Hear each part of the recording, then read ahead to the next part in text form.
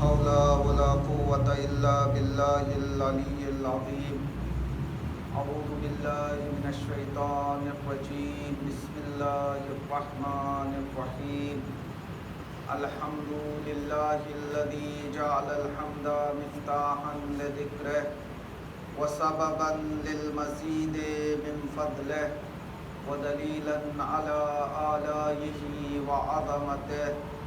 ثم الصلاة والسلام والتحية والإكرام على النبي المكي المدني القرشي الهاشمي الذي سمي في السماء بأحمد وفي الأرض بأبي القاسم محمد وعلى آله الطيبين الطاهرين المعصومين سيما بقية الله في الأرضين. روحي وأرواح العالمين لتراب مقدمه الفداء ولعنة الدائمة على أعدائهم أجمعين من لحظتنا هذا إلى قيام يوم الدين. أما بعد، فقد قال رسول الله صلى الله عليه وآله وسلم: بسم الله الرحمن الرحيم. الحسن والحسین امامان قاما او قعدا. صلوات پڑھے محمد وآل محمد پر.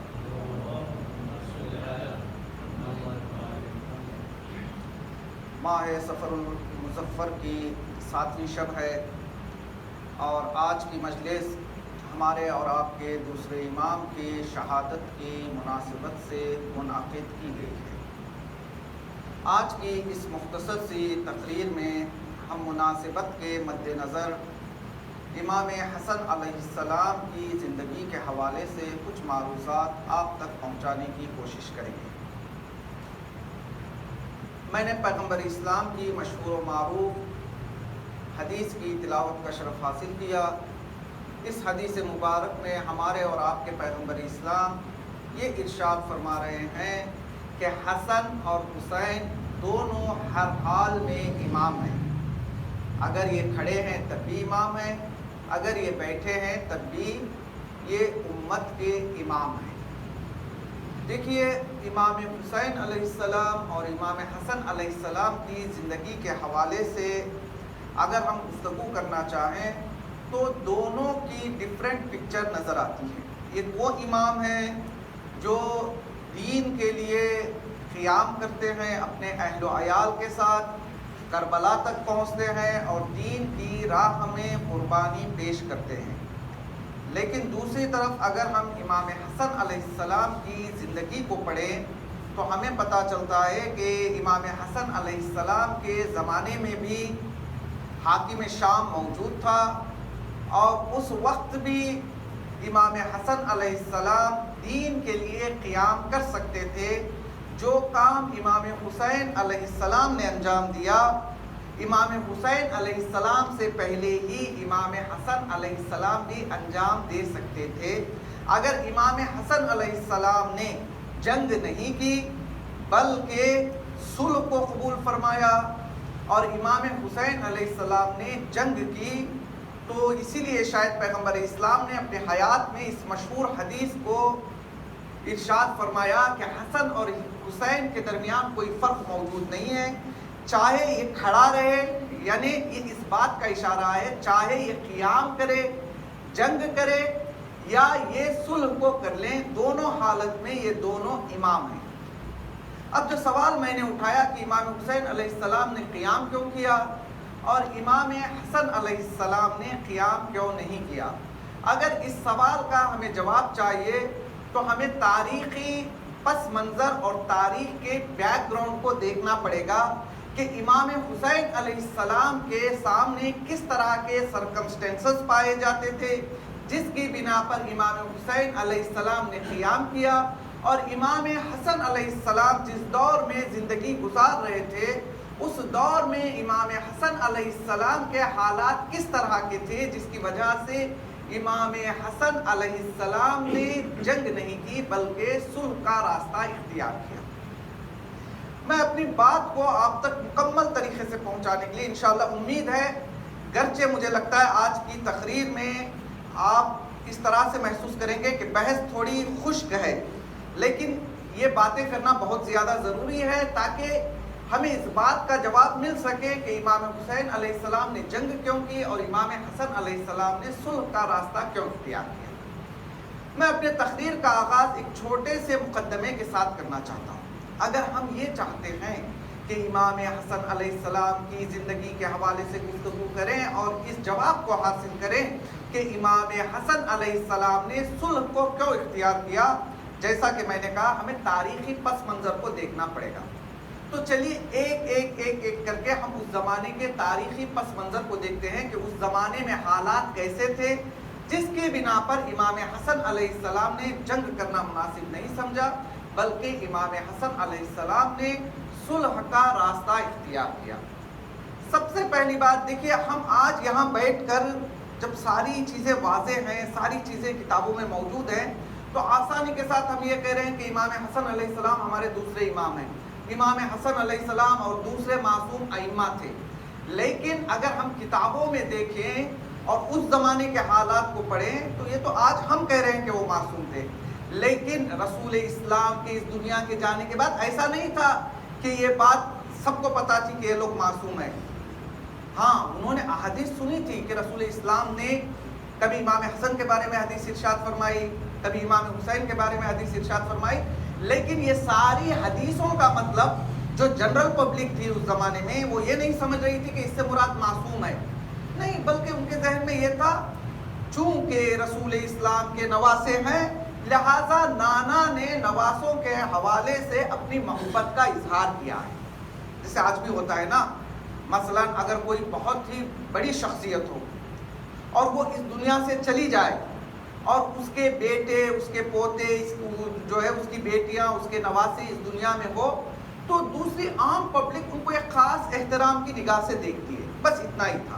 اس زمانے میں جو عوام تھی وہ امام حسن اور امام حسین علیہ السلام کو از لحاظ نواسے رسول دیکھتی تھی، اور جو کچھ احترام کیا جاتا تھا وہ اسی لیے احترام کیا جاتا تھا چونکہ یہ رسول کے نواسے ہیں، رسول ہمارے بزرگ تھے، ہمارے رہنما تھے، ہمارے لیڈر تھے، اللہ کی طرف سے بھیجے ہوئے تھے، لہذا ہم ان کی آل کا، ان کی اولاد کا احترام کریں گے۔ لہذا ابھی تک ایک بات یہ صاف ہو گئی کہ رسول اسلام کے زمانے میں لوگ امام حسن، امام حسین علیہ السلام کو از لحاظ امام اور معصوم نہیں دیکھتے تھے، بلکہ صرف یہ دیکھا کرتے تھے یہ پیغمبر اسلام کے نواسے ہیں، چونکہ پیغمبر اسلام بزرگ تھے، یہ ان کی نشانی ہے، ہمیں ان کا احترام کرنا چاہیے۔ یہ پہلی چیز۔ اگر لوگوں کے عقیدے کی طرف آئیں تو اس زمانے میں چونکہ اسلام تازہ تھا اور ابھی تک کچھ لوگوں کے اندر یہودی عقائد موجود تھے۔ اگر آپ مجھ سے پوچھیں کہ یہ کیسے ہو سکتا ہے، پیغمبر اسلام آئے اور انہوں نے پورا دین ابلاغ کر دیا، پورا دین پہنچا دیا، اب آپ یہ کہہ رہے ہیں کہ پیغمبر اسلام کے جانے کے بعد بھی کچھ لوگ ایسے تھے کہ جن کے عقائد میں یہودیت شامل تھی۔ میں ایک چھوٹی سی مثال پیش کروں گا، اور یہ مثال بھی اہل سنت کی کتاب سے، ان کی کتابوں میں، مشہور کتاب میں یہ واقعہ ذکر ہے کہ ایک مرتبہ خلیفہ اول اپنی بیٹی کے گھر تشریف لاتے ہیں، کیا دیکھتے ہیں کہ خلیفہ اول کی بیٹی درد سر میں مبتلا ہے، بہت ہی تیز جو ہے سر میں درد ہو رہا ہے، اور ان کے سامنے ایک یہودی عورت بیٹھی ہوئی ہے۔ اب جیسے ہی خلیفہ اول اپنی بیٹی کے گھر میں داخل ہوتے جو کہ رسول کا گھر ہے، دیکھتے ہیں کہ ان کی بیٹی کو سر میں درد ہے اور پاس میں ایک یہودی عورت بیٹھی ہوئی ہے، تو فوراً اس عورت سے یہ کہتی ہیں کہ میں تجھ سے درخواست کرتا ہوں کہ تو کتاب سے کچھ آیات پڑھ تاکہ میری بیٹی کو شفا مل جائے۔ اب ایک مسلمان ایک یہودی عورت سے کہہ رہا ہے کہ کتاب سے آیات پڑھ، اس کا مطلب یہ ہے کہ وہ یہ کہہ رہے تھے کہ تم اپنی کتاب تورات سے کچھ آیتیں پڑھو تاکہ میری بیٹی کو شفا مل جائے۔ یعنی اس سے پتہ چلتا ہے کہیں نہ کہیں اس زمانے کے مسلمان یہودیوں کے افکار سے متاثر تھے، اور یہی عقیدی جو ہے یہودیوں کے عقیدے سے متاثر ہونے کا نتیجہ تھا، چونکہ یہودیوں کے نزدیک آج تک بھی ایک خاص عقیدہ اور ایک خاص بلیف ہے جس کو مانتے ہیں۔ وہ یہ کہتے ہیں کہ جتنے بھی انبیاء آئے وہ سارے لوگ معصوم تھے، لیکن معصوم صرف اور صرف وحی میں تھے، یعنی جو اللہ کا میسج لوگوں تک پہنچانا تھا، اس پہنچانے میں، اس پیغام کو لوگوں تک پہنچانے میں وہ معصوم تھے۔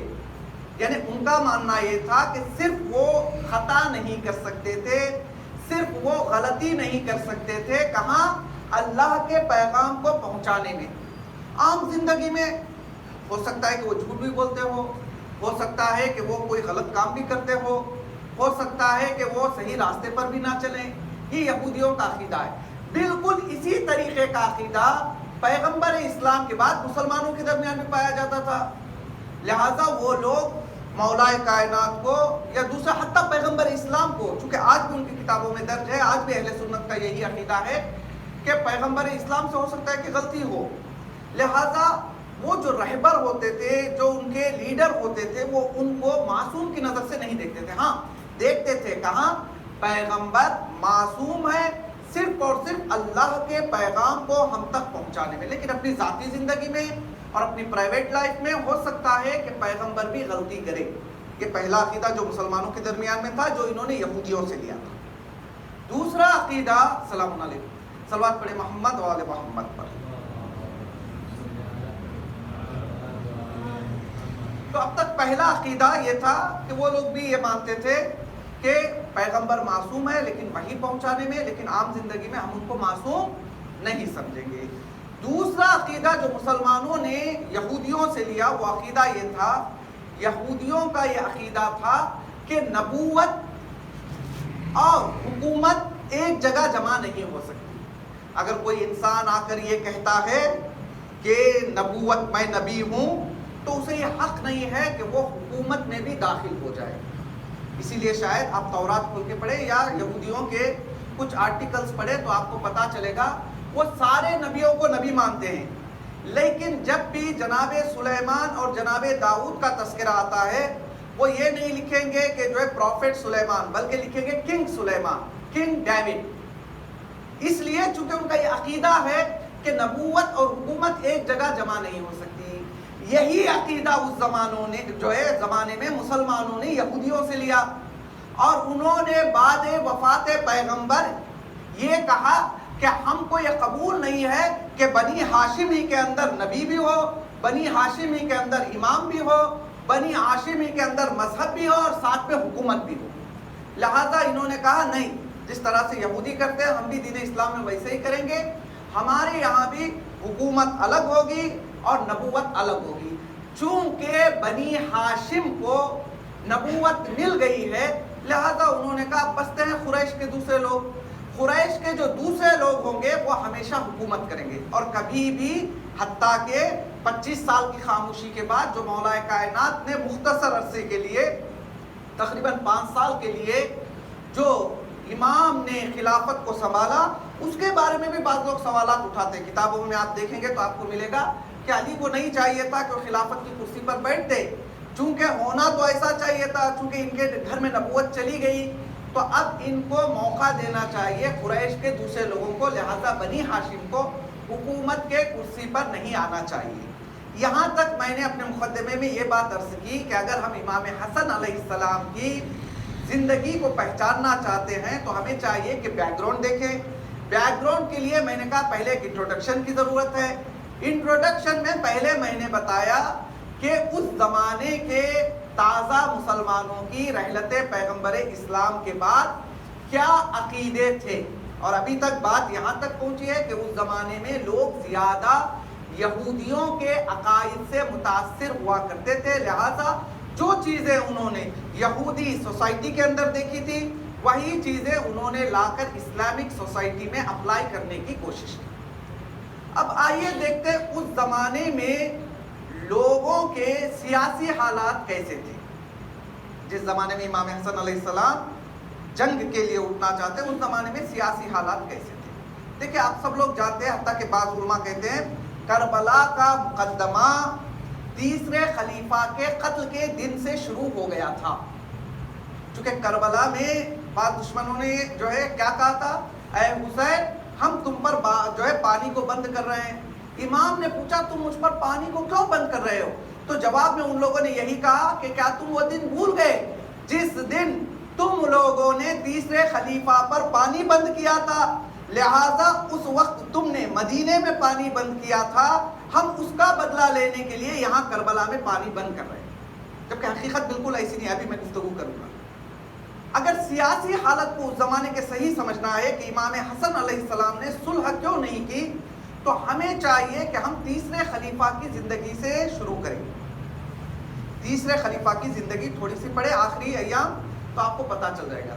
اب سب کو معلوم ہے تیسرا خلیفہ جب حکومت پہ آئے تو ان کی زندگی کے حوالے سے ہماری کتابوں میں نہیں بلکہ ہمارے بھائیوں کی کتابوں میں یہ بات درج ہے کہ جو پہلا خلیفہ تھا, جو دوسرے خلیفہ تھے, ان کی زندگی سادہ زندگی تھی, لیکن تیسرے خلیفہ کی زندگی تھوڑا ان کو پسند تھا کہ وہ لیکچری لائف کو جیے.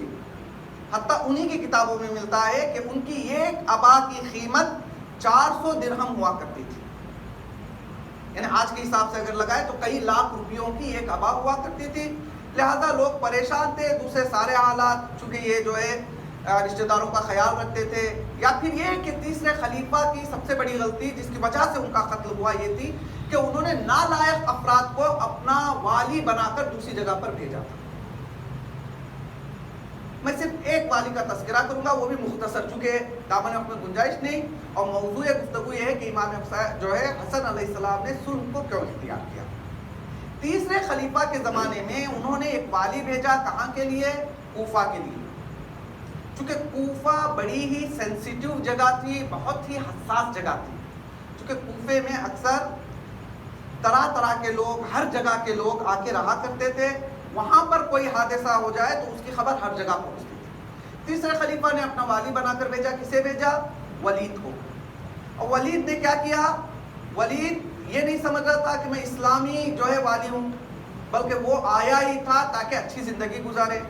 لہٰذا اس نے سب سے پہلا کام جو غلط کیا, بیت المال کو بے وجہ استعمال کرنے لگا. یہاں تک تاریخ پڑھیں گے تو آپ کو ملے گا اسے شادیاں کرنے کا شوق تھا, تو وہ ایک عورت کے مہر کے لیے ایک مہنگا اونٹ, اور اس نے شرط رکھی تھی اونٹ پر جو زین ہوگی وہ زین سونے اور چاندی کی ہوگی اور اس میں اشرفیاں بھی لگی ہوئی ہوں گی. تو بیت المال سے نکالتا ہے, جس طرح سے اسے مہر چاہیے وہ تیار کرتا ہے اور اس عورت سے شادی کرتا ہے. اور یہ سارا منظر, یہ سارا سین جو ہے پبلک دیکھ رہی ہے. اگر معمولی مثال کے طور پر میں یہاں ہوں, اگر میری زندگی میں کچھ ایسا چینج آ جائے جو آپ نے 4 مہینے پہلے مجھے دیکھا, میں اچانک سے کوئی ایک بڑا چینج آ جائے تو سب کی نظر مجھ پہ, گرچہ آپ لوگ نہیں کہہ رہے, لیکن میرا اٹھنا, میرا بیٹھنا, میرا جانا, میرا آنا پبلک کے نظر میں ہوتا ہے. جب ایک چھوٹے سے ریسیڈنٹ عالم کے لیے پبلک دیکھ رہی ہے تو پھر تو وہ زمانے کا کیا تھا؟ والی تھا, پورا حکمران تھا. سارے کوفہ کی نظر اس کے اوپر لگی ہوئی ہے کہ یہ ولید کیا کرتا ہے. ولید طرح طرح کے بیت المال کے خرچ نکال کے اپنی شادیاں رچا رہا ہے. دوسری چیز, ولید کوفے کی ایک مشہور عورت کے جس کا نام خطامہ تھا, جو آخر میں چل کر امام علی علیہ السلام کی قاتلہ بن گئی, اس سے محبت کرنے لگا. اب پتہ نہیں محبت نہیں ہے, یہ ساری چیزیں چونکہ ممبر سے بیان کرنا اچھا نہیں لگتا, یہ اس کی وجہ سے بھی بدنام ہو گیا. تیسری چیز اس نے یہ کی کہ شراب کا بہت بڑا شوقین تھا. چوتھی چیز اس نے یہ کی, صرف شراب پینے کا شوقین نہیں تھا بلکہ بڑی بڑی محفلیں سجایا کرتا تھا اور اس میں رقص کو اور ڈانس کو اجرا کیا کرتا تھا, بیٹھ کے خود دیکھتا رہتا تھا. اور شراب پینے کی عادت اتنا زیادہ تھی کہ ایک دن یہ شراب پیتے پیتے اس نے حتیٰ کہ بیت المال سے ایک سوئمنگ پول بنایا تھا اپنے گھر کے اندر, اور سوئمنگ پول میں پانی نہیں ہوتا تھا بلکہ یہ شراب کو رکھا کرتا تھا. جب بھی اسے نشہ ہوتا, جب بھی یہ ایڈکٹ کرنا چاہتا, فوراً اس سوئمنگ پول میں کود جاتا اور رات بھر اسی میں پڑا رہتا. اور صبح نماز پڑھانا بھی اسی کا کام ہے. ایک دن یہ اسی حالت میں نماز پڑھانے پہنچ جاتا ہے, صبح کی نماز. اب نماز پڑھاتا ہے, پیچھے سے لوگ بو تو معلوم ہوتی ہے، شراب کی بو تو بہت جو اسٹرانگ ہوتی ہے، پیچھے سارے مصلی نماز بھی پڑھ رہے ہیں لیکن امام کے پاس سے شراب کی بو بھی آ رہی ہے۔ اب اس نے شراب کی حالت میں، ایک تو شراب کی حالت میں نماز پڑھائی، 2 رکعت کی جگہ 4 رکعت پڑھا دی۔ لوگوں نے پوچھا کہ آج آپ نے 2 رکعت کی جگہ 4 رکعت پڑھا دی، تو لوگوں پر بھڑکنے لگا، بجائے اس کے کہ غلطی مانتا اس نے کہا کہ میں نے کم تو نہیں پڑھائی ہے، زیادہ ہی پڑھائی ہے نا، تو زیادہ ہے تو اچھی بات ہے۔ اب لوگ جب ان کی برداشت پوری ہو گئی تب انہوں نے مار کر ولید کو واپس جو ہے پہنچایا۔ یہ صرف ایک نمودار تھا۔ اس طرح سے خلیفہ سوم جو قتل ہوئے ہیں ان کی اصلی وجہ انہی کے لوگ ہیں۔ یا خلیفہ سوم کا داماد جو ہے مروان کی زندگی اٹھا کے آپ پڑھیے، یا دوسرے والی، سب نے خراب کاریاں کی، سب نے کچھ نہ کچھ غلط کام کیا۔ اب لوگ بیزار ہو گئے، خلیفہ مدینے میں ہے لیکن خلیفہ کو یہ مل نہیں سکتے۔ لوگ یہ سوچنے لگے جو ہمارے سامنے ہے، جو خلیفہ کا نمائندہ ہے، جو ان کا نائب ہے، اسی کی سیرت دیکھ کر ہم یہ سمجھیں گے کہ اس کو بھیجنے والا کیسا ہے۔ لہذا چاروں طرف سے لوگ جمع ہو گئے اور الٹا امام علی علیہ السلام نے سارے بنی ہاشم کو جمع کیا اور یہ کوشش یہ کی کہ کسی طرح سے عثمان قتل نہ ہو۔ کیوں؟ چونکہ امام کی بصیرت نگاہی جانتی تھی کہ اگر عثمان قتل ہو گیا تو یہ بات کہاں تک پہنچے گی اور اسلام کو کتنا بڑا نقصان ہوگا۔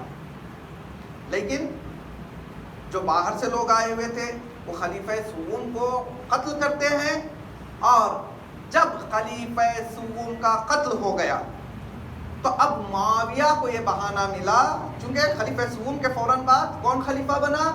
مولا کائنات۔ اب مولا کائنات وہ نہیں ہے جو پہلے خلیفہ کی طرح سے جو ہے آپ کو ایکسٹرا سیلری بھی دیں گے، آپ کا خیال بھی رکھیں گے، آپ کا دین نہیں دیکھیں گے، نہیں، بلکہ مولا کائنات جیسے ہی کرسی خلافت پر آئے انہوں نے سب سے پہلا کام یہ کیا، انہوں نے کہا میں عہدوں کی تقسیم کرتا ہوں۔ صرف مولا کائنات نے عہدے کو بانٹتے وقت لوگوں کے تقوی کو نظروں کے سامنے رکھا، حتیٰ کہ کچھ لوگ اس محفل میں بھی نہیں تھے، اپنے کھیت میں کام کر رہے تھے۔ مولا کائنات نے ان کو اپنے کھیتوں سے بلایا، ان کو عہدہ دیا، اور کچھ لوگ کئی دنوں سے وہیں پر بیٹھے ہوئے تھے تاکہ جب عہدہ ملے جو ہے بٹے گا تو ہمیں مل جائے گا، لیکن مولا کائنات نے ان کو عہدہ نہیں دیا۔ اب معاویہ کو بھی مولا کائنات نے ریزائن کیا، کہا کہ جو ہے تم اس لائق نہیں ہو کہ شام میں حکومت کر سکو، اب میں خلیفہ ہوں، تم میرے نمائندے ہو۔ چونکہ سینٹرل گورنمنٹ کہاں پر ہے؟ مدینہ میں تھی، بعد میں مولا کائنات نے کوفہ ٹرانسفر کیا۔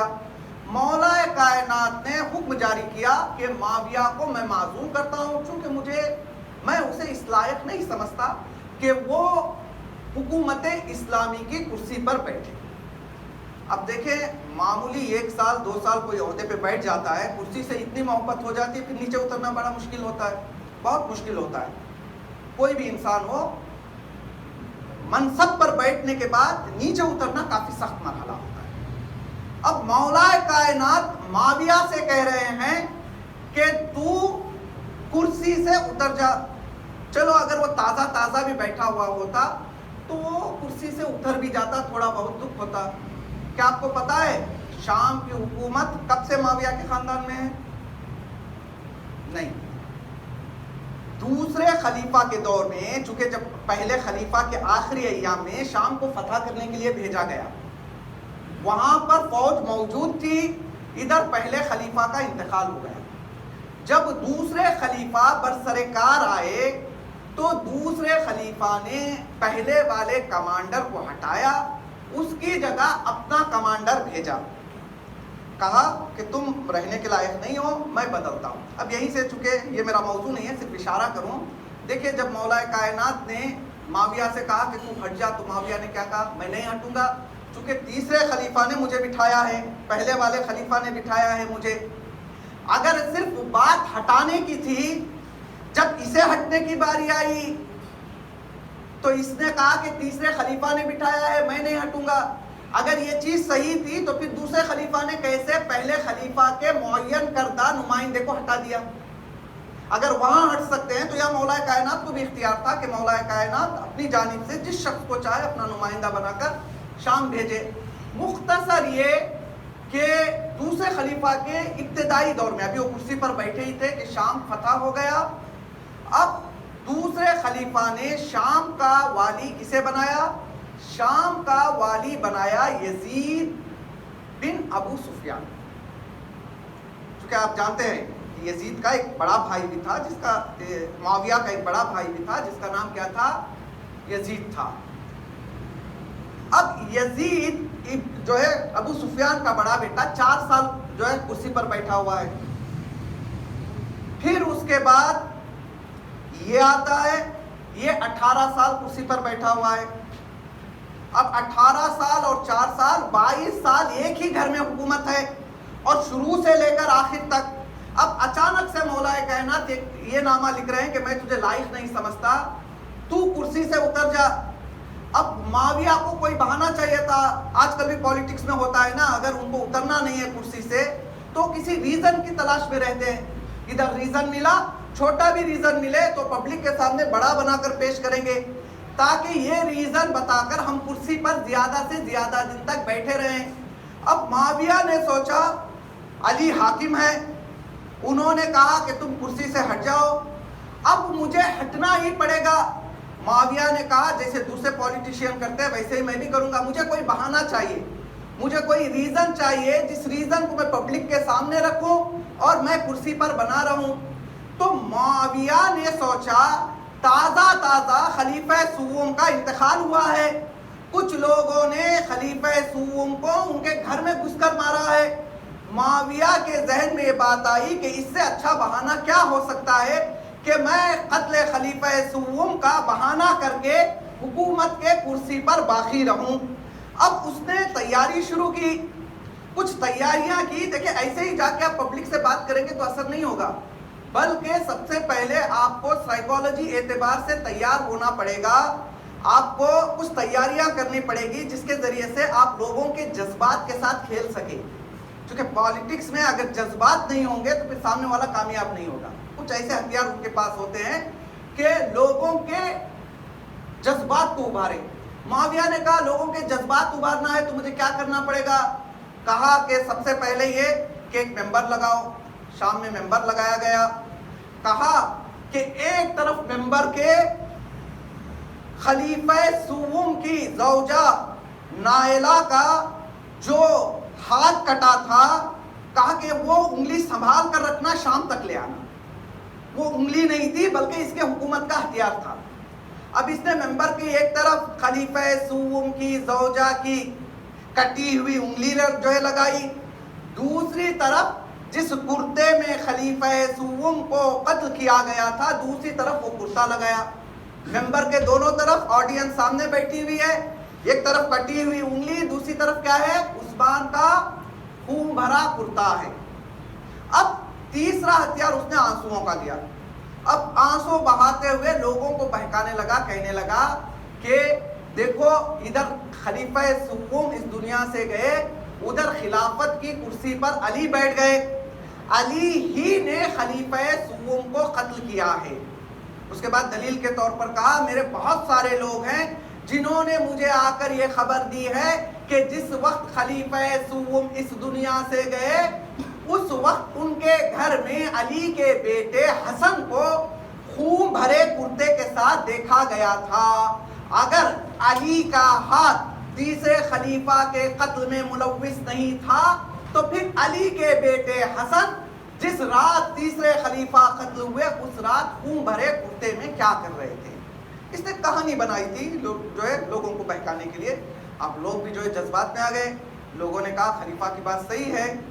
تو معاویہ نے اب علی سے یہ کہا کہ میں حکومت سے ہٹنا تو دور کی بات، اب تک چونکہ وہ لوگ میرے ساتھ کے تھے، میرے پارٹی کے تھے، میں ان کے نیچے کام کرتا تھا.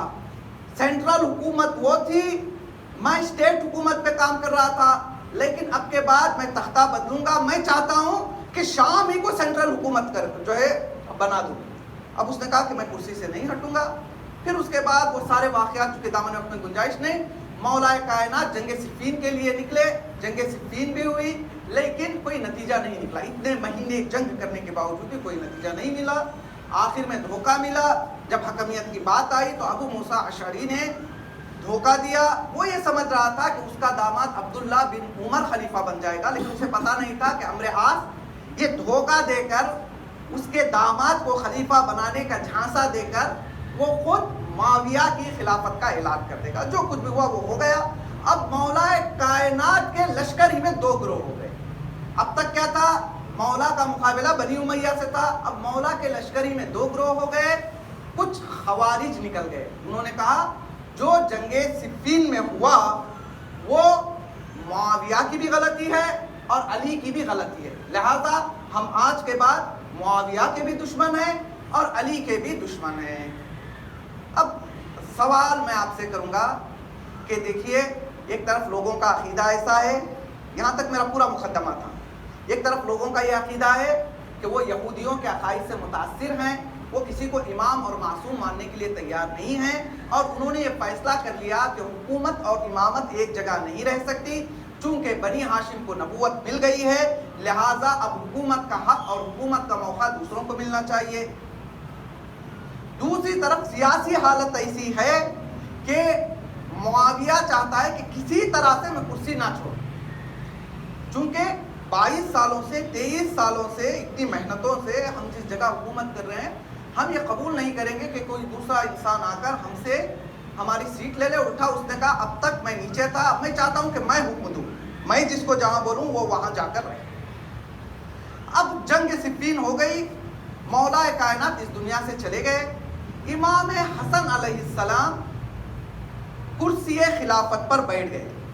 اب معاویہ اور امام حسن کے درمیان جو مسئلہ تھا وہ یہ مسئلہ نہیں تھا کہ خلافت پر کون بیٹھے گا، نہیں، بلکہ امام حسن علیہ السلام باقاعدہ طور پر حکومتی طور پر کرسی پر بیٹھ گئے تھے. اب مسئلہ یہ تھا کہ معاویہ امام کی بغاوت کر رہا تھا، امام کا حکم ماننے سے انکار کر رہا تھا. مسئلہ یہ تھا، مسئلہ یہ نہیں تھا کہ حکومت کی کرسی پر کون بیٹھے گا. مولا امام حسن بیٹھ چکے تھے. مسئلہ یہ تھا کہ وہ امام کے انڈر نہیں آ رہا تھا. اس نے کہا کہ شام آپ سے الگ ہے، میں نہیں چاہوں گا کہ آپ شام میں آئیں. اب امام حسن کرسی پر بیٹھ گئے. نہیں، اب تک میں نے کہا لوگوں کے عقائد کیا تھے اور سیاسی حالت کیا تھی.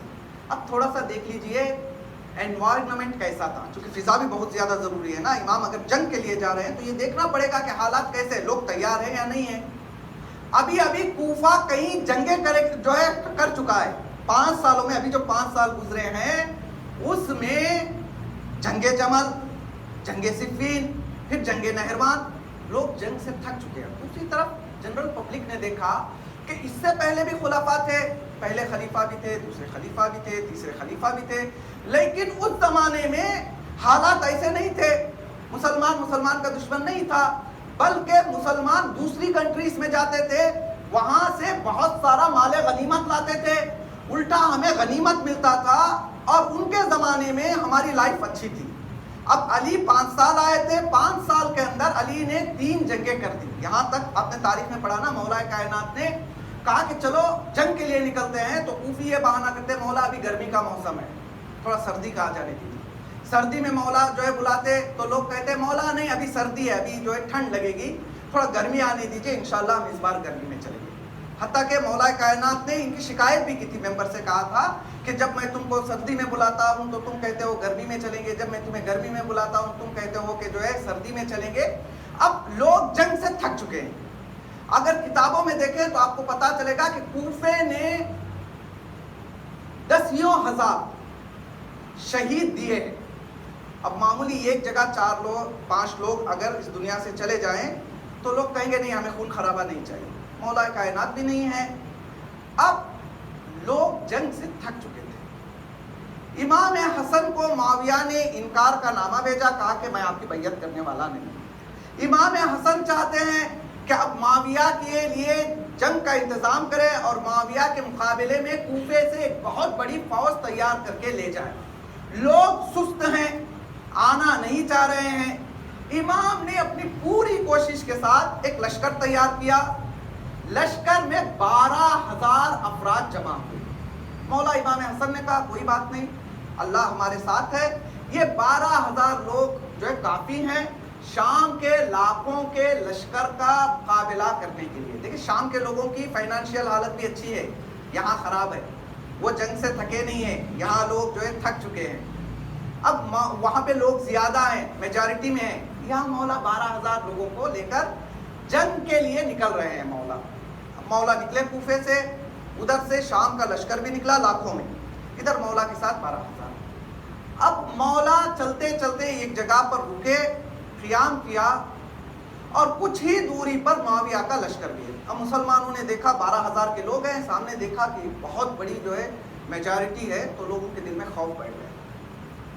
معاویہ جانتا تھا کہ اگر حسن کے ساتھ 12,000 بھی لڑیں گے تو حسن جنگ کو جیت جائیں گے، تو اس نے کہا نہیں، مجھے کچھ یہاں پر گندی پالیٹکس کرنی پڑے گی۔ معاویہ نے کہا کہ سب سے پہلا کام یہ کرو، جا کر کوشش کرو، گرچہ حسن کے ساتھ 12,000 لوگ ہیں، کوشش کرو کہ 12,000 کو توڑ دو، کیونکہ جب طاقت ٹوٹ جائے گی تو پھر انسان مقابلہ نہیں کر سکے گا۔ رات کی تاریکی میں اس نے بہت زیادہ مطالعہ کیا، اس نے پایا کہ رسول کے چچا ابن عباس کا بیٹا عبید اللہ بن عباس امام کے لشکر کا کمانڈر ہے۔ دیکھیں ابن عباس سے بہت زیادہ روایتیں نقل ہوئی، حتیٰ کہ وہ مشہور واقعہ کہ امام نے ابن عباس کو بلایا تھا، سنا ہے نا آپ نے، کہ رات بھر بٹھا کر بسم اللہ کی تفسیر بیان کی، پھر اس کے بعد امام نے کہا کہ رات گزر گئی لیکن بسم اللہ کے بعد کا جو ہے تفسیر پورا نہیں ہوا۔ وہ بہت بڑے عالم دین بھی تھے، لیکن آگے چل کر دیکھیں گے تو آپ ابن عباس کی اولاد نے اہل بیت کو نقصان پہنچایا۔ بنی امیہ کے بعد کون آئے؟ بنی عباس آئے، جنہوں نے امام رضا علیہ السلام اور دوسرے اماموں کو قتل کیا۔ یہ کس کی اولاد تھی؟ یہ رسول کے چچا ابن عباس، اور ابن عباس بہت بڑے مفسر بھی ہیں، اور رسول اسلام کے بعد حتیٰ کہ لوگ حلال اور حرام کے مسائل پوچھنے کے لیے ابن عباس کے پاس جاتے تھے۔ تو تھوڑا سوچنے کی ضرورت ہے کہ آخر وہ کون سی چیز تھی کہ جس چیز نے ابن عباس کے اولاد کو دشمن اہل بیت بنا دیا۔ میں آج ہی ایک روایت پڑھ رہا تھا جو کہ میں نے اس سے پہلے نہیں پڑھی تھی، کہ ایک شخص جو ہے ایک محفل میں آتا ہے جہاں پر امام حسین بھی بیٹھے ہوئے ہیں اور ابن عباس بھی بیٹھے ہوئے ہیں۔ آنے کے بعد کہتا ہے کہ میں ایک سوال کرنا چاہتا ہوں، مجھے ایک سوال کا جواب چاہیے۔ امام حسین نے کہا بسم اللہ بتاؤ، تو وہ شخص کہتا ہے نہیں میں آپ سے نہیں پوچھ رہا ہوں، بلکہ ہمارے بزرگ استاد ابن عباس سے پوچھ رہا ہوں۔ میں تاریخ میں پڑھا ابن عباس بھی یہ نہیں کہتے کہ ارے بھائی میں عمر رسیدہ ہوں لیکن میرا امام یہ ہے، آپ ان سے پوچھئے، یہ بہتر بتا سکتے۔ نہیں، بلکہ ابن عباس نے کہا اچھا، تھوڑا مسکرایا، کہا اچھا پوچھو تمہارا سوال کیا ہے، اور ابن عباس نے جواب دیا۔ دوسرے مقامات پہ بھی آپ دیکھیں گے کہ یہی ابن عباس تھے کہ جنہوں نے مولا امام حسن علیہ السلام کو آ کر مشورہ دیا، کہا کہ میں نے آپ کے باپ کی حکومت بھی دیکھی ہے لیکن 5 سال میں علی صرف جنگیں کیا کرتے تھے، میں آپ کو سجیسٹ کرتا ہوں کہ آپ جنگوں کی طرف نہ جائیں، آپ اس راستے پر نہ چلیں جو آپ کے باپ کا راستہ تھا، چونکہ میں نہیں سمجھتا کہ علی کا راستہ صحیح تھا، علی کو ایسا کرنا چاہیے۔ یہی ابن عباس ہے، امام حسین علیہ السلام کربلا نکلنا چاہتے ہیں، آ کر مشورہ دیتے ہیں، مولا نہیں میں نہیں سمجھتا، آپ جائیں گے تو بہتر ہوگا، چونکہ میں دیکھ رہا ہوں جائیں گے تو قتل و غارت ہوگی، گرچہ یا میں یہ بھی کہوں کہ اگر وہ جان بوجھ کے بھی نہیں کہے انہوں نے، وہ صحیح آدمی تھے، لیکن بصیرت ان کے اندر، اتنے بڑے عالم ہونے کے باوجود بھی انہوں نے اس طرح سے جو ہے مشورے دیے۔ انشاءاللہ پھر کبھی موقع ملے گا تو اس موضوع پہ تفصیلی گفتگو کرنے کی کوشش کریں گے۔ اب عبید اللہ بن عباس امام حسن علیہ السلام کے فوج کا کمانڈر ہے۔ معاویہ نے رات کی تاریکی میں بلایا، بلانے کے بعد کہا کہ دیکھو میں تمہیں پرچیز کرنا چاہتا ہوں، تم کو اور تمہارے جتنے سولجرز ہیں، چونکہ کمانڈر کے انڈر میں جتنے سولجرز آئیں گے وہ سب اس کی بات مانیں گے، کہا کہ میں سارے لوگوں کو جو ہے خریدنا چاہتا ہوں، قیمت بتاؤ۔ اب آخر میں جو پرائز فائنل ہوا وہ تھا 1 ملین درہم۔ 1 ملین درہم کا مطلب ہوتا ہے آج کا 400 کلو گرام سونا۔ 400 کلو گرام سونا ملا۔ عبید اللہ نے اپنا راستہ بدل لیا۔ صبح ہوئی، امام نے کیا دیکھا، فوجی کم نظر آ رہے ہیں۔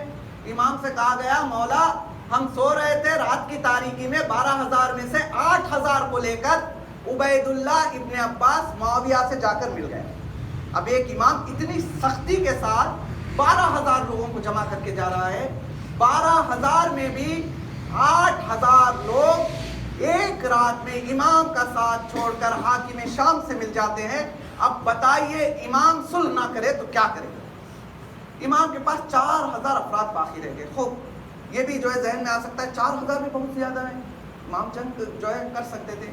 4,000 کی حالت بتاؤں، 4,000 میں جو باقی رہ گئے تھے وہ تھے جو امام حسن کی محبت میں نہیں آئے تھے، بلکہ بہت زیادہ ایسے لوگ آئے تھے 4,000 میں جنہیں اہل بیت سے محبت نہیں تھی۔ اگر اہل بیت سے محبت نہیں تھی تو پھر امام حسن کے ساتھ وہ کیا کرنے آئے تھے؟ وہ خوارج میں سے تھے۔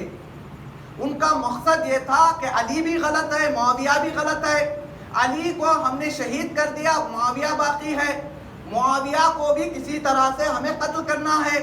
یعنی یہ جو آئے تھے اہل بیت کی محبت میں نہیں آئے تھے، بلکہ معاویہ کے بغض اور معاویہ کی دشمنی میں آئے تھے۔ کچھ لوگ ایسے تھے جو خوارج تھے، جنہیں امام سے محبت نہیں ہے، وہ آئے تھے تاکہ اپنا بدلہ لیں، ان کا کچھ الگ پرپس تھا، وہ اپنے پرپس کے لیے آئے تھے۔ اچھا 2,000 میں سے کچھ یہ ہو گئے، اور جو بچے ہوئے تھے وہ کون تھے؟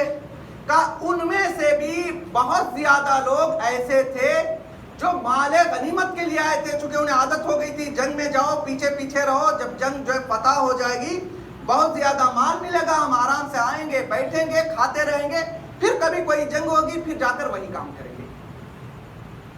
اب معاویہ نے دیکھا کہ میں نے حسن کی فوج کو توڑ دیا ہے، 12,000 میں سے 8,000 1 ملین درہم میں خرید لیے، 4,000 جو باقی ہیں کچھ ایسے ہیں جو مجھے مارنے کے لیے آئے ہیں، کچھ ایسے ہیں جو مال کی محبت میں آئے ہیں۔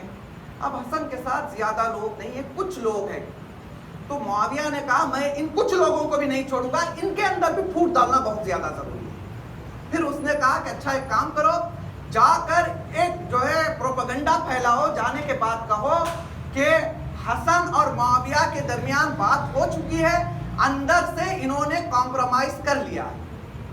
جو لوگ تھوڑے بہت بچے ہیں، رات کے اندھیرے میں کچھ لوگ وہاں سے ادھر آئے اور انہوں نے یہ بات پھیلا دی سارے لوگوں میں کہ اندر سے امام حسن اور معاویہ نے کمپرومائز کر لیا ہے۔ ہم لوگ غصہ ہو گئے جب انہوں نے دیکھا کہ یہ لوگ آپس میں مل چکے ہیں، تو ہم کچھ لوگ باقی رہ گئے، ہمارے جنگ کرنے کا کیا فائدہ؟ جو امام کے چاہنے والے بھی تھے ان میں بھی 2 گروپ ہو گئے۔ کچھ لوگوں نے کہا کہ اے حسن تم نے غلط کیا، ہم اب تک تمہیں ہمارا امام سمجھتے تھے، لیکن آپ نے کیا کیا؟ ہم نے سنا کہ آپ نے جا کے معاویہ سے کمپرومائز کر دیا ہے، لہٰذا ہم آپ کو آج کے بعد ہم آپ کا ساتھ نہیں دیں گے۔ اب امام اس سارے واقعات کے بعد مقام سابات میں ہیں، سابات نام کا جگہ ہے، پلیس کا نام ہے، وہاں پر رکے ہوئے ہیں، خیمہ لگا ہوا ہے۔ امام اس کوشش میں ہے کہ جو لوگ بچے ہوئے ہیں انہی کے ساتھ میں جنگ کروں، میں پیچھے نہ ہٹوں۔ اب امام نے خطبہ شروع کیا، لوگ تھکے ہوئے بیٹھے، امام نے نماز پڑھنے کے لیے جانماز اور ایک کارپیٹ بچھایا، اس کے اوپر کھڑے ہو کر نماز پڑھنے لگے۔ امام نماز پڑھ رہے ہیں، لیکن جو لوگ غنیمت کے مال کے لیے آئے تھے اور کچھ لوگ جو یہ سمجھ رہے تھے کہ امام معاویہ سے مل گئے ہیں، تو وہ لوگ کیا کرتے ہیں پتہ؟ امام نماز میں مصروف ہیں، وہ لوگ امام کے خیمے کو اکھاڑ دیتے، نکال لیتے، اور جو غنیمت کی لالچ میں آئے وہ یہ سوچتے ہیں کہ اب ادھر تو جنگ ہونے سے رہی، خالی ہاتھ واپس نہیں جا سکتے، بیوی بچوں کو کیا منہ دکھائیں گے؟ انہوں نے کہا جو کچھ یہاں موجود ہے اسی کو لوٹ لو، بجائے اس کے کہ امام کا ساتھ دیتے، وہی امام کے اصحاب امام کے خیمے کو لوٹنے میں مصروف ہو گئے۔ جس کو برتن ملے وہ برتن لینے لگا، جسے ہتھیار ملے وہ ہتھیار لینے لگا، جس کو جو ملتا گیا اس نے اس کو اٹھا کر اپنے پاس رکھنے ہی میں اپنی بھلائی سمجھی۔ اب ایسے میں یہاں سے امام حسن علیہ السلام کی مشکل کا اندازہ میں جو جملہ پڑھنے والا ہوں اس سے آپ بدرجہ اولا لگا سکتے ہیں کہ امام حسن علیہ السلام نے امام حسین علیہ السلام کی طرح جنگ کیوں نہیں۔ امام کیا کر رہے ہیں؟ نماز میں مصروف ہیں، ساری چیزیں لوٹ لی گئی۔ اب امام نماز میں ان کو اتنا بھی صبر نہیں ہے کہ امام کی نماز پوری ہو جائے۔ امام نماز کے لیے کھڑے ہوئے ہیں، پیچھے سے 2 لوگ آتے ہیں، امام کے کارپیٹ کو، امام کے جانماز کو اتنی تیزی سے کھینچتے ہیں کہ امام وہیں پر نماز کی حالت میں منہ کے بل زمین پر گر جاتے ہیں۔ امام نے جب دیکھا کہ میرے ساتھ دینے والے ایسے ہیں، کوئی ایسا نہیں جسے میں اپنا کہوں، جس کے بلبوتے پر میں جنگ کروں، اب امام نے جو لوگ بچے ہوئے تھے انہی کے درمیان خطبہ دینا شروع کیا، تو امام کے اصحاب نے، امام کی فوجیوں ہی نے امام پر حملہ کر دیا۔ وہی کچھ انگشت شمار لوگ جو امام کے چاہنے والے تھے وہ امام کو اپنے حلقے میں لے لیتے ہیں اور ان لوگوں سے بچا کر اس ٹوٹے ہوئے خیمے کے باہر لاتے ہیں اور امام کو ایک سواری پر سوار کر کے مدائن بھیجنا چاہتے ہیں، تو پیچھے سے ایک شخص جو امام ہی کا ساتھی تھا وہ آتا ہے، ہاتھ میں خنجر لیتا ہے اور امام کی ران پر حملہ کرتا ہے، یہاں تک کہ امام کی ران زخمی ہو جاتی ہے اور کچھ دن امام کو علاج کی خاطر مدائن منتقل کیا جاتا ہے۔ اب امام کرے تو کیا کرے آپ بتائیں؟ ماحول ایسا کہ مسلمان یہودی افکار سے جڑے ہوئے ہیں، سیاست ایسی کہ معاویہ نے اس زمانے سے تیسرے خلیفہ کا بہانہ کیا، کہا کہ پہلے تو میں والی تھا، میں ایز اے اسٹیٹ گورنمنٹ کام کر رہا تھا، اس نے کہا آپ علی بھی چلے گئے، اے حسن تمہاری بیعت تو دور کی بات، بیعت کس نے مانگی؟ اس نے کہا پہلے کیا تھا، امام اوپر ہے، امام جس کو چاہے وہ منسوب کریں گے، اس نے کہا نہیں میں اس چیز کو بدلوں گا، آج کے بعد میں اوپر ہو گیا، امام نیچے ہو گئے، میں چاہوں تو تمہیں کوفے میں رکھوں گا، اگر میں نہ چاہوں تو تم کوفے میں بھی نہیں رہ سکتے۔ اور لوگ ایسے جو جنگ سے ڈرے ہوئے ہیں، جو جنگ سے تھکے ہوئے ہیں، ماحول ایسا ہے کہ لوگ پیسہ چاہتے ہیں، ادھر 1 بلین ملا تو ادھر چلے گئے، ادھر کچھ بھی نہیں ہے، اور جو بچے کچھ لوگ ہیں کچھ غنیمت کی لالچ میں آئے ہوئے ہیں، کچھ اپنا بدلہ معاویہ سے لینے کے لیے آئے ہوئے ہیں۔ اب ایسے حالت میں امام کرے تو کیا کرے؟ امام نے کہا کہ اب کوئی راستہ نہیں بچا، اگر میں خالی ہاتھ تنہا جنگ کرنے کے لیے جاؤں گا تو جو نتائج اور جو ریزلٹس جو سامنے آئیں گے اس سے دین برباد ہو جائے گا، لہذا امام نے کہا میں صلح کے لیے تیار ہوں۔ لہذا کسی کے ذہن میں یہ نہ آئے کہ امام حسین نے جنگ کی تو وہ جو ہے امام حسن سے زیادہ شجاع تھے، نہیں، بلکہ ہمارا یہ عقیدہ ہے جتنے معصوم ہیں وہ ایک ہی ہیں۔ ابھی حال ہی میں رہبر انقلاب آیت اللہ خامنائی نے ایک کتاب لکھی ہے 250 سالہ انسان، اگر کسی کو چاہیے تو میرے پاس کتاب ہے، میں دے سکتا ہوں، آپ پڑھیے۔ انہوں نے کتاب لکھی، کتاب کا ٹائٹل رکھا 250 سالہ انسان، ایک ایسا انسان جس کی عمر 250 سال تھی۔ جو ہے آپ کے ذہن میں کیا آئے گا، وہ کون سا انسان ہے کہ جس کی عمر جو ہے 250 سال ہے؟ انہوں نے کتاب کا ٹائٹل اس لیے رکھا چونکہ اس کتاب کے اندر پیغمبر اسلام سے لے کر ہمارے آخری امام کی زندگی کو بیان کیا ہے، اور انہوں نے اپنے ٹائٹل کے ذریعے لوگوں کو یہ میسیج دینا چاہا کہ دیکھو اگر ہم پیغمبر اسلام سے لے کر آخری امام کی زندگی پڑھیں گے تو ہم کو ایسا نہیں لگے گا کہ یہ الگ الگ لوگ تھے، بلکہ ایسا محسوس ہوگا کہ یہ ایک ہی انسان تھا۔ اگر یہی مثال کے طور پر چھٹے امام مولا کائنات کے زمانے میں ہوتے تو وہی کام کرتے جو مولا کائنات نے کیا، اگر مولا کائنات امام حسن کی جگہ پر ہوتے تو وہ بھی صلح کر لیتے، اگر امام صادق تیسرے امام کی جگہ ہوتے تو وہ بھی کربلا میں جنگ کرتے۔ نہیں، میں بچوں کے لیے شاید جو گاڑی بات ہوگی، ایک چھوٹی مثال دوں پھر اس کے بعد رکھتے مسائل۔ دیکھیں ابھی یہاں پر جو روشنی آ رہی ہے کس کی وجہ سے آ رہی ہے؟ یہ روشنی بجلی کی وجہ سے آ رہی ہے، اس کا کنیکشن کسی ایک جگہ سے جنکشن سے ہے۔ اب اس سے جتنی وائریں ساری جو ہے یہ حال میں پھیلی ہوئی ہیں، سب کے اندر ایک ہی طرح کا جو ہے بجلی ہے، سب کے اندر الیکٹریسٹی ایک ہی طرح کی ہے۔ اب آپ مجھ سے پوچھیں گے کہ اگر الیکٹریسٹی یہ ہے تو پنکھا گھوم کیوں رہا ہے، بلب جل کیوں رہا ہے، اگر جھومر جلا دیا جائے تو اس کے اندر طرح طرح کے رنگ کیسے ہیں؟ نہیں، بجلی ایک ہے، لیکن جس طرح کے حالات اور جس طرح کے شیپ اسے دیا گیا ہے وہ اس طرح سے کام کر رہا ہے، ورنہ سب جو ہے تاروں میں ایک ہی طرح کی بجلی ہے۔ بالکل اسی طریقے سے ہمارا یہ عقیدہ ہے، اگر 12 معصوم یا 14 معصوم ہیں تو سارے کے سارے معصوم ہیں، سارے جو ہے معصوموں کے اندر ایکول طریقے کا پاور اور ایکول جو ہے طریقے کی کوالٹیز پائی جاتی ہیں، جس کو جس طریقے کے حالات ملے انہوں نے اس طریقے کا مظاہرہ کیا۔ لہذا امام حسن کے حالات ایسے ہیں کہ لشکر ساتھ نہیں، کمانڈر جا کے معاویہ سے مل گیا، کچھ لوگ غنیمت کے لیے آئے ہیں، جو اپنے باقی ہیں وہ امام کی جانماز کو جو ہے پیروں سے کھینچ رہے ہیں، اس کے بعد بھی کچھ تھوڑے بہت باقی تھے وہ خود امام پر حملہ کر رہے ہیں اور مولا کے پیر کو زخمی بنا رہے ہیں۔ اب مولا کرے تو کیا کرے؟ مولا نے کہا کہ اب کوئی راستہ بچا ہی نہیں، میں صلح کرتا ہوں، لیکن میں یہ کوشش کروں گا کہ جو چیزیں ہمیں جنگ سے حاصل ہونی چاہیے تھی جتنا ہو سکتا ہے ہم صلح سے حاصل کریں۔ امام نے 4-5 شرطیں رکھی، انشاءاللہ کل دوپہر کی مجلس میں بیان کروں گا، دامن وقت میں گزارش۔ امام نے کچھ جو ہے شرطیں رکھی، معاویہ نے مان لیا، کہا کہ ٹھیک ہے میں اس کے اوپر سائن کرتا ہوں. میں مانتا ہوں کہ انشاءاللہ جتنے آپ نے کنڈیشنز رکھے ہیں وہ سارے کنڈیشنز کو میں فالو کرنے کے لیے تیار ہوں. اب صلح پوری ہو گئی، ادھر دونوں فوجیں الگ الگ ہو گئی. اب معاویہ بجائے اس کے کہ واپس شام جاتا، مقام صحابات، اس کے بعد مدائن، پھر اس کے بعد کہاں آتا ہے؟ کوفہ آتا ہے. چونکہ اسے اعلان کرنا ہے نا، جس جگہ امام حسن نکلے تھے، جس جگہ آج تک حاکم تھے، وہ یہ کہنا چاہ رہا تھا کہ اس کے بعد حسن کے ہاتھ میں کوئی ذمہ داری نہیں ہے، بلکہ جو کچھ کروں گا میں کروں گا. اب اس نے کیا کیا؟ اس نے آ کے پہلا خطبہ دیا کوفیوں کے درمیان. اور کوفے والے آپ جانتے ہیں، کوفے والے اکثر اگر کوئی دھوکہ بھی دیتا ہے تو ہم کیا کہتے ہیں کہ یہ کوفی ہے. چونکہ کوفہ میں جو لوگ رہتے تھے وہ پراپر کوفہ کے نہیں تھے. کوفہ پہلے کوئی شہر نہیں تھا، بلکہ جنگوں کی خاطر سپاہیوں کا ٹھکانہ تھا. ہوتا ہے نا کہیں آرمی رکی رہتی ہے، ان کے مخصوص جو ہے کیمپ کی جگہ ہوتی ہے. اس طرح سے کوفے کو بنایا گیا تھا تاکہ ہر جگہ جانے میں آسانی ہو. اور دھیرے دھیرے چونکہ فوجیوں کا علاقہ تھا تو کوفہ پولیٹیکلی آگے بڑھنے لگا.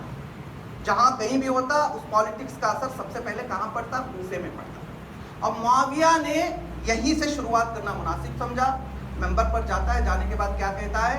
اے لوگوں، آپ جانتے ہیں کہ میں نے حسن کے ساتھ ایک اگریمنٹ کیا ہے، صلح کی ہے، جس کے بنا پر حسن نے کچھ کنڈیشنز میرے سامنے رکھے ہیں جس کو مجھے پورا کرنا ہے. لیکن میں آپ کو صاف صاف بتا دیتا ہوں، کنڈیشن پر عمل کرنا تو دور کی بات، میں ابھی یہیں کوفے میں بیٹھ کر وہ سارے اگریمنٹ کو اپنے پیروں کے تلے رولتا ہوں. اور نہ کوئی اگریمنٹ ہے، نہ کوئی چیز ہوگی کہ جس کی وجہ سے ہم حسن کے ساتھ کیے ہوئے وعدے کو نبھائیں. یہ بات بھی پوری ہو گئی. اس کے بعد بھی معاویہ کو چین نہیں ملا، چونکہ شرطوں میں سے ایک شرط یہ تھی کہ معاویہ جان کی حفاظت کرے گا. لیکن معاویہ نے بارہا کوشش کی کہ کسی طرح سے امام حسن علیہ السلام کو شہید کر دیا جائے. اور صلح کے بعد امام حسن ایسے حالات میں زندگی بسر کر رہے ہیں کہ امام کوفے میں جا کر خطبہ دینا چاہتے ہیں تو 2 آدمی کھڑے ہو جاتے ہیں، امام کی شان میں جو ہے گستاخی کرتے ہیں اور کہتے ہیں کہ تم تو ڈرپوک ہو، تم نے صلح کر لی. ساتھ انہوں نے نہیں دیا. جب ساری بازی ہاتھ سے نکل گئی تو انہوں نے سارا الزام امام پر تھوک دیا، کہا کہ یہ حسن جو کچھ ہوا ہے نا اس کے ذمہ دار آپ ہیں. اچھا، کبھی کبھی کیا ہوتا ہے کہ انسان باہر پریشان ہو جاتا ہے. مثال کے طور پر باہر بہت سارے اس کے دشمن ہیں، باہر بہت جو ہے ڈیفیکلٹیز ہیں، تو انسان سوچتا ہے کہ چلو باہر جتنی بھی تکالیف ہو، انسان سوچتا ہے کہ میں گھر میں جا کر پناہ لے لوں گا تو گھر میں مجھے سکون مل جائے گا کچھ گھنٹوں کے لیے، 3 گھنٹے 4 گھنٹے. لیکن امام حسن علیہ السلام اتنے مجبور تھے کہ معاویہ نے قیس بن اشعث کی بیٹی جعدہ کو امام کے گھر میں رکھا. کہا کہ تیرا کام یہ ہے کہ کسی طرح سے امام کو پریشان کرتی رہنا اور کسی طرح سے امام کو زہر دینے کی کوشش کرنا. تاریخ میں ملتا ہے کہ امام حسن ہی کے گھر میں آپ کی بیوی جعدہ نے 7 مرتبہ امام حسن کو زہر دینے کی کوشش کی. اللہ اکبر. گھر میں انسان سکون کی تلاش میں رہتا ہے. امام حسن کی زوجہ جعدہ ہے کہ جو امام کو 7 مرتبہ زہر دینا چاہتی ہے، اور 7ویں مرتبہ ایسا زہر تیار کیا جاتا ہے کہ جس کو پینے کے بعد ابھی امید باقی نہیں ہے کہ دوسرا امام ہمارے درمیان باقی ہے. دیکھیے روایت میں ملتا ہے کہ جب یوم محشر ہوگا تو شہزادی فاطمہ زہرا سے خداوند عالم یہ کہے گا کہ اے فاطمہ، آج تمہارا دن ہے، تم جو کچھ مانگو گی میں تمہیں عطا کروں گی. تو اس وقت شہزادی کہیں گی کہ بار الہ، میں سب سے پہلے یہ چاہتی ہوں کہ تمام اہل محشر کے درمیان تو ایک مرتبہ میرے دونوں بیٹوں کی شہادت کو بتا دے. روایت میں ملتا ہے کہ تمام اہل محشر ہوں گے اور امام حسن اور امام حسین کی شہادت کو وہاں پر بتایا جائے گا. پھر اس کے بعد خدا کہے گا کہ اے فاطمہ، کوئی دوسری خواہش ہو اس کو بھی پوری کروں. پھر شہزادی کہے گی ہاں بار الہ، میری دوسری خواہش بھی.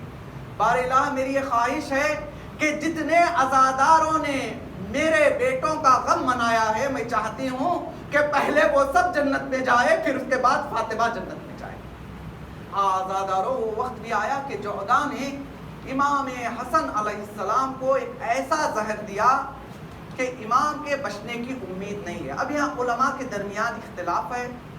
مشہور یہ ہے کہ امام حسن علیہ السلام کے جگر کے ٹکڑے باہر آئے تھے، لیکن بعض علماء نے کہا کہ یہ زہر معدے میں اثر کر گیا تھا، معدے کے ٹکڑے بن کر باہر آ رہے تھے۔ چونکہ معدے سے ٹکڑے باہر آ رہے تھے تو عرف عام میں جب کسی کے گلے سے کوئی چیز نکلتی ہے تو ہم یہ کہتے ہیں کہ جگر کے ٹکڑے باہر آ رہے ہیں۔ اب امام کو زہر دے دیا گیا، جعدہ پریشان ہے کہ میں نے تو زہر دے دیا، لیکن ابھی کچھ دیر بعد حسن کی بہن زینب آئے گی، حسن کی بہن کلثوم آئے گی، تو میں انہیں کیا منہ بتاؤں گی۔ ایک مرتبہ حسن نے کہا کہ اے جعدہ تو نے اپنا کام پورا کر دیا، اب پھر تیرے پریشان ہونے کا سبب کیا ہے؟ جعدہ نے کہا اے حسن میں یہ سوچ رہی ہوں کہ ابھی آپ کی بہنیں آئیں گی تو میں ان سے آنکھیں کیسے ملاؤں گی۔ امام نے کہا اے ملونا تو میری نظروں سے دور ہو جا، اگر فرار کرنا چاہتی ہے تو پیچھے کا دروازہ کھلا ہے۔ اب یہ ملونا فرار کرتی ہے، ادھر مولا حسین بھائی کے قریب آتے ہیں، کہتے ہیں کہ اے بھیا آپ کا یہ حال کیسے ہو گیا؟ امام حسن نے کہا اے بھائی حسین ارے میں بعد میں بتاؤں گا، پہلے ایک تشت لے آؤ۔ امام نے بھائی کے آگے تشت پیش کیا، حسن کے جگر کے ٹکڑے تشت میں گرنے لگے۔ مولا حسن نے کہا اے بھیا حسین ذرا جلدی سے اس تشت کو چھپا دو۔ حسین نے پوچھا بھیا تشت کو چھپانے کا سبب کیا ہے؟ کہا ابھی میری بہن زینب آئے گی، جب وہ میرے جگر کے ٹکڑوں کو دیکھے گی تو اس سے برداشت نہ ہوگا۔ میں کہوں گا اے حسن آپ کو یہ برداشت نہیں، ذرا کربلا میں آ کر دیکھیے یہ ایک زینب ہے، 72 لاشیں ہیں، زینب کس کس پر گریا کرے۔ الا لعنت اللہ علی القوم الظالمین۔